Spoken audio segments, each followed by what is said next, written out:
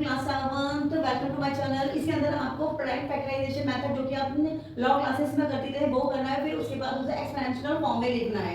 तो हम सबसे पहले 108 का आपका प्राइम फैक्टराइजेशन निकाल लेते हैं और 192 का भी। जबकि आपको देखना है कि वंस यूनिट में स्टूडेंट इवन नंबर है, that will be divided from the 2 के टेबल से डिवाइड कर लेते हैं। 2 5 10, 2 4 8, 2 2 4, 2 7 14। ठीक है, अब नहीं जाएगा क्यों? क्योंकि यहाँ पे इवन नंबर नहीं है और नंबर आ गया। ठीक है, अब हम 3 ले लेते हैं। 3 9 27, 3 3 9, 3 1 3। We have 2 multiple 2 multiple 3 multiple 3 multiple 3। Right in expansional form में लिख देते हैं। तो 2 raise to the power of 2 multiply 3 raise to the power of 3। Next part कर लेते हैं। 2 से 2 9 8 12, 2 4 8, 2 8 16, 24, 12, 6, 3 और फिर 3 रेज़ टू द 1। ठीक है, अब से सेकंड पार्ट का लिख लेते हैं 192 का। तो 192 का लिखने के लिए 2 multiple 2 multiple 2 how many times? 1 2 3 4 5 6 times है। 2 3 4 5 6 मल्टीपल 3 यानी कि 2 raise to the power of 6 and 3। अब इनका आंसर क्या आ गया स्टूडेंट आपके पास? मल्टीप्लाई कर लेते हैं। तो 2 raise to the power 2 multiply 3 raise to the power of 3। अब यहाँ पे हम कॉमन ले लेते हैं क्योंकि उनके बीच में क्या है? मल्टीप्लाई का साइन है। तो जो 2 raise to the power of 6 और 2 raise to the power of 2 है, इन दोनों को हम एक साइड ले लेते हैं और 3 वाले को क्योंकि बेस सेम हो गए तो हम बेस सेम देख करके हम आइडेंटिटी लगा लेते हैं। a multiple a raise to the power of m multiple a raise to the power of n equals to a m plus n।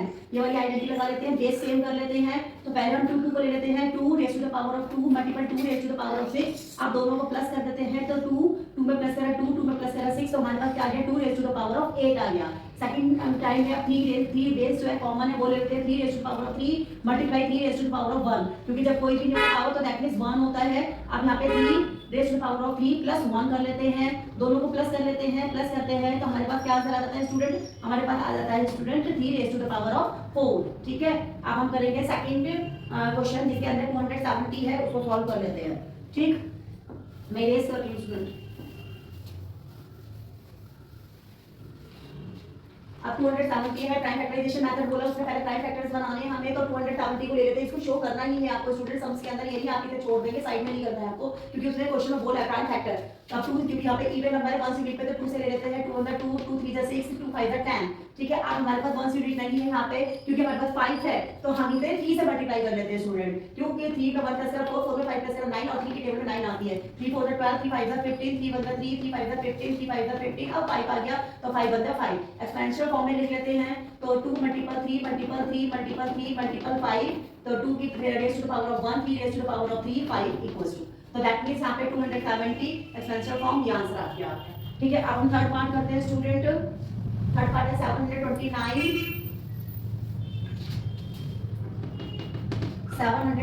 Multiply by 64। ठीक है, दोनों का prime factorization will be show on examination sheet. देखिए ये नहीं जाएगा, क्यों? क्योंकि ये क्या है? पीछे और नंबर है, 9 आ गया ना, यहाँ ये 2 से चल जाएगा। तो जो पहले आता है उसे कीजिए ताकि नंबर गेन हो जाए, उसे सोचने में टाइम वेस्ट मत करो। ठीक है, इसे सॉल्व करो।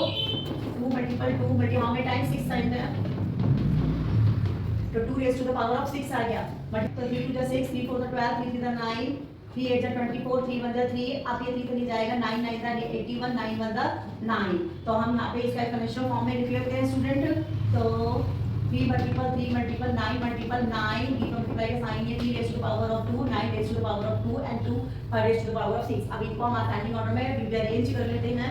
तो फर्स्ट टाइम पे 2 multiple 2 raise to the power of 6 कर लेते हैं, multiple 3 raise to the power of 2 कर लेते हैं और 9 raise to the power of 2 कर लेते हैं। अच्छा जी, अब ये दोनों हमारे कॉमन हो सकते हैं स्टूडेंट। यहाँ पे 3 3 9 होता है, 3 होल स्क्वायर करके इसका बाहर कर देते हैं।